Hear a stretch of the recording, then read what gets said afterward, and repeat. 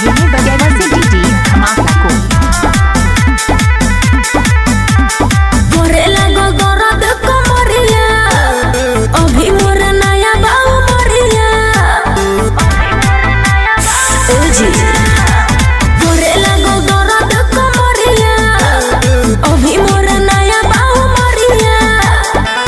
छोड़ देना रउआ हमार थाकल बा मिजाज।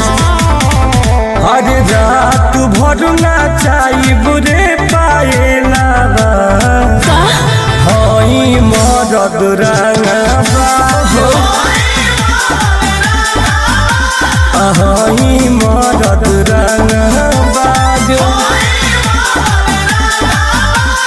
ऐसे मत करो। इलाका किसी का हो धमाका दिवाकर दीवाना भाई का ही होगा।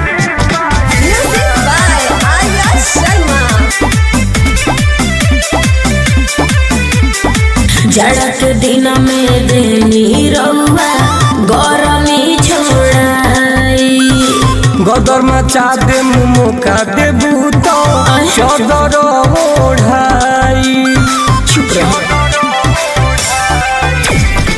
जाड़ा के दिन में देनी रउआ गरमी छोड़ाई। गदर मचा दे देबू मुका तो चदर ओढ़ाई।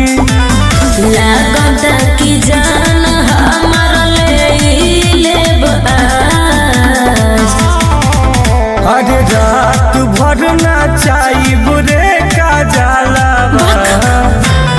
हई मरद रंगबा हई मरद रंगबा।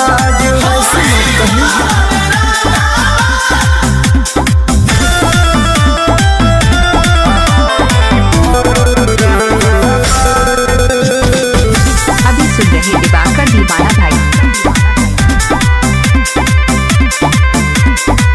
ऐसे नहीं तंग के हो करला नाच के।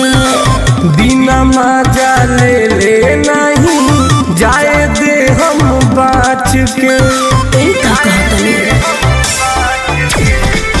ऐसे नहीं तंग के हो करला नाच के।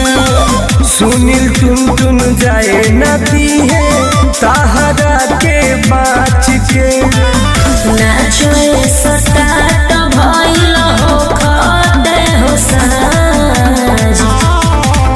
हर रात भर नाचाई बुरे दिन पालावा हई मरद रंगबाज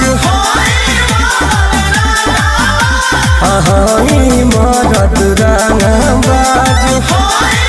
आप सुन रहे हैं दिवाकर दीवाना भाई को। ग्राम बगेवार जिला